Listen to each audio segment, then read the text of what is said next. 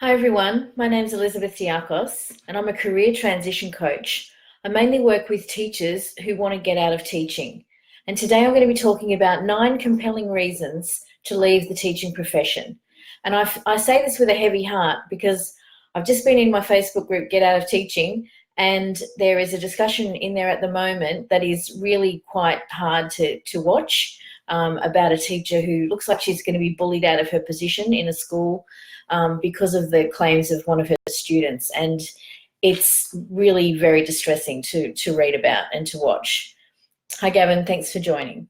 So the reasons today that I'm going to discuss, I've got nine compelling reasons to get out of teaching. And this is based on the information that I've been given by people wanting to join the Get Out of Teaching Facebook group.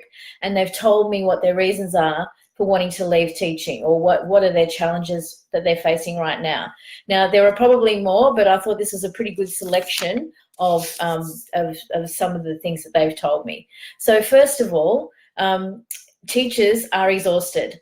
And by that I mean, and I talked to a potential client yesterday who said to me that she comes home from work, she'll have dinner, feed her children, put them to bed, and then spend another 2 hours of work on school stuff before she collapses into bed, gets up in the morning, gets to work by 8 o'clock or 7:30, does her day again, out by around 4:30, home, dinner, does a load of washing, puts the kid to bed, rinse, repeat, rinse, repeat, rinse, repeat all week, and then takes a day off on the weekend and spends the other day doing work or not doing it, but feeling so guilty about it that she then can't sleep at night because she's lying awake with anxiety, which is the second reason.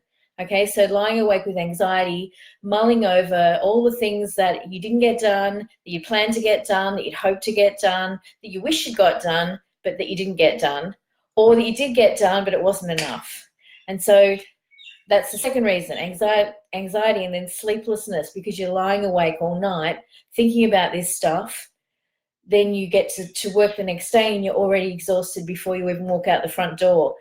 You finally get to sleep at 3 a.m. only to have to wake up 3 hours or 3.5 hours later, drag yourself out of bed. You can barely put your feet on the floor, you're so tired.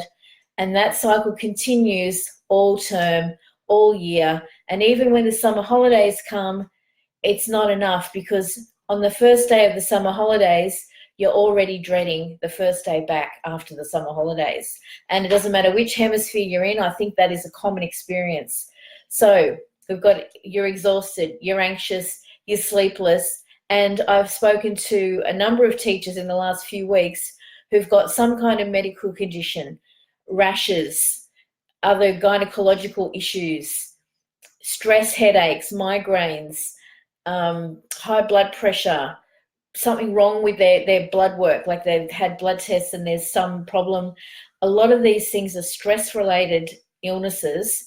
And teaching, look, I know it's not the only profession that's stressful, but it is one profession where there's a high level of like a lot of stuff going on, high level of expectation, and low level of autonomy. So the teacher hasn't got a lot of agency in their workplace, but the demands on them are very high. And that is a perfect recipe for a stressful environment. Okay, so you're exhausted, you're anxious, you're sleepless, you've got rashes and other medical conditions. And then to top all that off, you've got a lack of resources. So look, I'm in Australia, we're pretty well resourced in education, but I would still bring in stuff from home. I was constantly raiding our household for equipment and materials. I would go to the supermarket on a Sunday night and buy fruit to put in the art room, so that if I had a student come in who hadn't got any morning tea or any food for their lunch, at least they could have a piece of fruit and a muesli bar or some kind of snack to take with them for the day, because they just weren't the resources either from their family or within the school to provide that for them. So I did that out of my own paycheck. And I was more than happy to do it, because it actually impacted on the learning environment if I didn't do it. So I was better off spending a little bit of money every Sunday night in order to create an environment where the student would get some work done and not disrupt everyone else in the classroom. And then sort of tied onto that is the inadequate pay. So like I said, in Australia, it's not too bad, but I know in the US, the pay is wholly inadequate, that there are teachers who are Uber drivers on the weekend, or they're looking for summer jobs at the $2 shop, or I know of one teacher who shines shoes. I know of another one who delivers pizzas. They're doing menial tasks to make a few bucks just to get over the line and get through the summer, because they're not paid for the summer. So these are professional people with university qualifications, and they're doing jobs that should be going to teenagers who just left school or who are still at school. Okay, so the inadequate pay coupled with spending money on the resources for your classroom, and I have certainly had to go and buy reams of paper myself. I know many colleagues have had to do that as well, just to make sure you had what you need for work the next day. I've put in reimbursement forms and been told, no, I'm sorry, you can't be reimbursed for that. So, it's not all beer and Skittles, okay? So there's a few things here that are contributing to that stressful environment that you go into every day.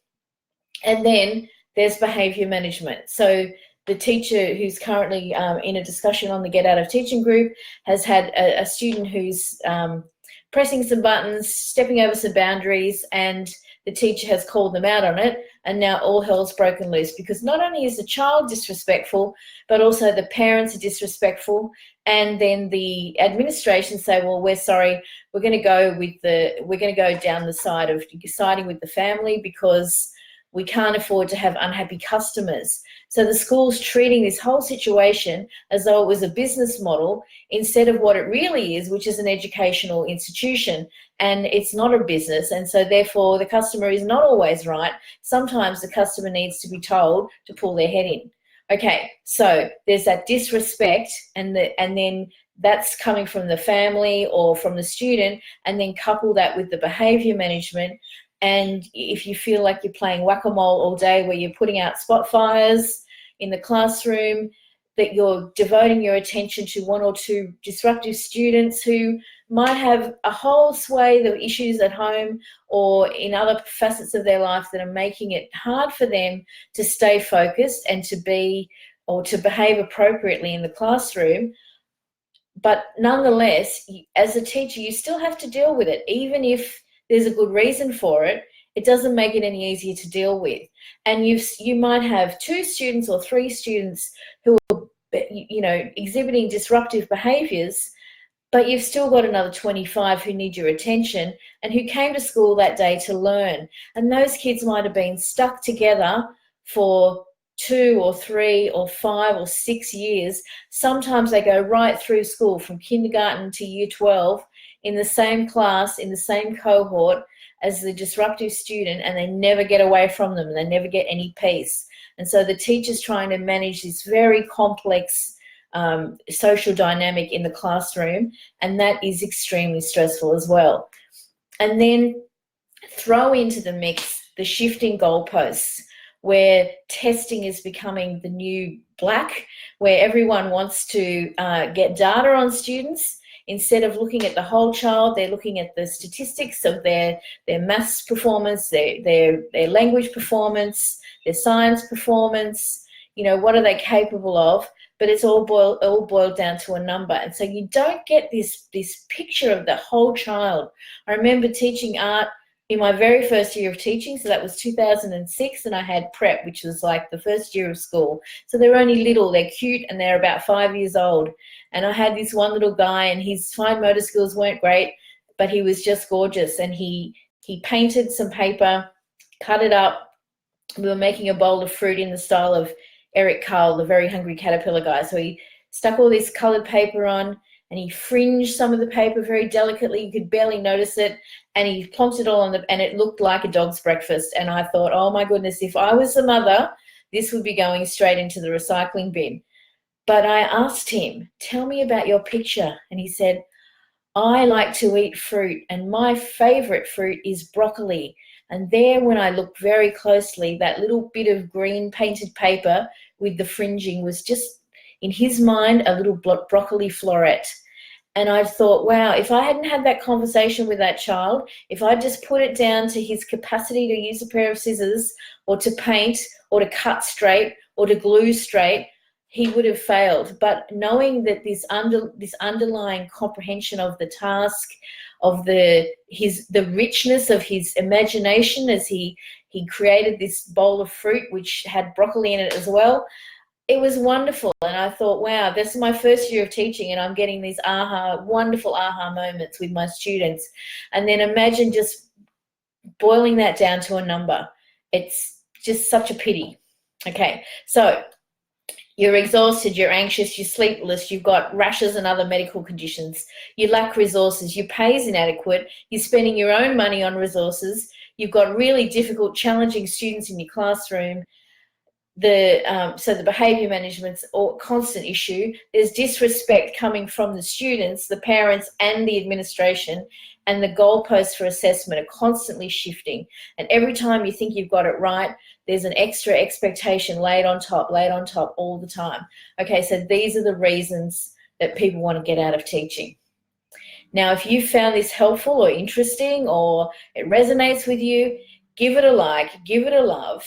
Join the Get Out of Teaching Facebook group, and if you're thinking seriously of getting out of teaching, jump on a call with me and let's have a chat. I can have a clarity call with you for about 45 minutes to an hour. We'll really drill down and see what's going on for you. Just being heard sometimes is all it takes to just feel a bit lighter, a bit more hopeful, and understand that there's someone else out there in the world who really gets what's going on for you. That can be a really important phone call. So if you're up for that, I'm happy to do that as well. All right, it's been great to talk to you. I'm sorry to have such a bleak topic, but tomorrow I'm going to talk about 2 good reasons to stay in teaching. So I could only think of 2. So anyway, I'll look forward to seeing you then. Thanks a lot for watching. Bye.